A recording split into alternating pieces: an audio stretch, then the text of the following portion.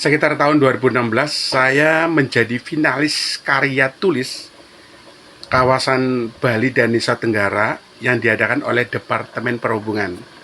Dan dalam karya tulis tersebut, saya mengupas masalah kemacetan di Bali. Seperti apa penyebab kemacetan di Bali? Nih, tonton sampai selesai. Saya tertarik sekali untuk mengupas masalah kemacetan di Bali yang viral ya, tanggal 29 Desember 2023 lalu di kawasan Bandara Ngurah Rai. Oke, bagi saya yang udah bertahun-tahun yang kerjaan saya adalah ngebolang ke sana kemari, itu kemacetan itu sudah biasa.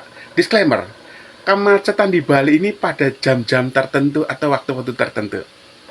Tapi di video ini saya akan menganalisa apa sih penyebab kemacetan di Bali. Yang pertama adalah bertambahnya kendaraan.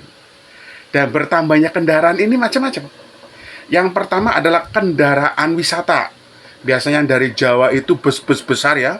Ada 3-4 bus kunjungan study tour. Itu menyumbang kemacetan di Bali. Bayangin, jalannya kecil, busnya segede gaban. Ini menyumbang kemacetan di Bali. Kemudian bertambahnya kendaraan pribadi. Biasanya setiap keluarga kalau ada orang yang mau sekolah bertambah anggota keluarga, biasanya pengen beli kendaraan roda 4 atau roda 2. Jelas bertambahnya kendaraan tidak diiringi dengan bertambahnya jalan, ini bikin macet. Kemudian yang unik ini, bertambahnya kendaraan rental. Anda pasti tahu, banyak pengusaha rental di Bali yang rental kendaraan roda 4 atau roda 2. Bayangin, sekali rental itu minimal ada 10 ya, 10 motor atau 10 mobil. Itu kalau di rental semuanya sama wisatawan, keluar sama ke jalan, itu bikin macet. Jadi ini yang kemacetan adalah bertambahnya kuantitas kendaraan. Kemudian penyebab yang kedua adalah ini yang unik.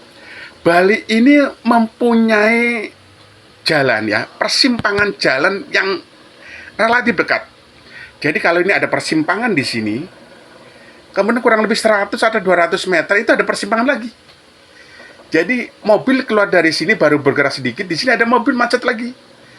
Karena simpangan yang dekat ini ya, itu menyumbang macet.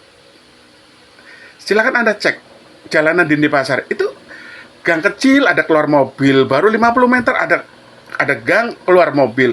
Inilah biang macetnya. Jadi pada ngantri mau keluar, mau duluan, akhirnya apa? Jadi macet. Jalan persimpangan di Bali ini relatif dekat.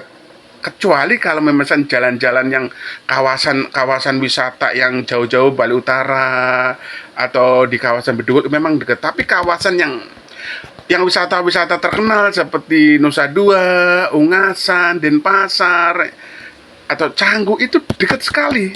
Akhirnya apa? Ini menyumbang kemacetan. Kemudian penyebab yang ketiga adalah tentu ini kapasitas lebar jalan yang dirasa, yang dirasa makin menyempit. Kita kan berharap jalan itu semakin lebar, tapi kenyataannya jalan itu terasa semakin menyempit karena apa? Karena ada pembangunan villa, pembangunan rumah pribadi di dekat kawasan wisata. Akhirnya apa? Biasanya kalau ada bangunan kan otomatis kan pasti melestar tuh depan tuh. Akhirnya apa? Jalan semakin sempit. Akhirnya apa? Mobil kan nggak mungkin ngelewatin nginjek plestaran villa atau rumah orang, kan takut nggak enak. Akhirnya apa? Jalannya pelan-pelan. Nah, jalan pelan-pelan mobil itu juga menyumbang kemacetan. Jadi kapasitas lebar jalan yang dirasa menyempit, tidak melebar, inilah menyumbang kemacetan. Kemudian yang keempat adalah, nah ini jangan dipersepsikan negatif, adanya upacara keagamaan, ya, baik upacara keagamaan agama Hindu atau agama Islam dan agama yang lain. Kenapa? Setiap acara keagamaan biasanya kan memakan tempat. Nah, biasanya direkayasa jalan. Nah, inilah akhirnya menyumbang kemacetan. Jelas ya? Kemudian selanjutnya adalah, nah ini yang kita kadang-kadang nggak ngeh, adanya pedagang dan pemulung keliling. Bayangin, di saat jalan sempit, di depan ada penjual bakso keliling, yang jalannya pelan aja, kan nggak mungkin disalip tuh. Kalau dikasalip nanti ketabrak atau keserempet dia. Pedagang bakso masih mending, kadang-kala bisa di klakson sedikit mungkin mau minggir. Yang ngeri ini yang pemulung bawa gerobak, masya Allah. Itu jalannya pelan banget. Udah itu gerobaknya penuh dengan barang rongsokan, ditarik dua orang depan bapak-bapak, yang di belakang ibu dorongnya pelan-pelan. Bayangin, di depannya kosong, di belakangnya ngantri mobil, gara-gara apa? Gara-gara gerobak pemulung. Ini yang menjadi penyebab kemacetan. Kita kadang-kadang nggak ngeh. Nah, selanjutnya adalah fungsi transportasi publik ini yang tidak berfungsi maksimal. Kita harus akui bahwa di Bali ini transportasi publik ini seperti jauh panggang dari api.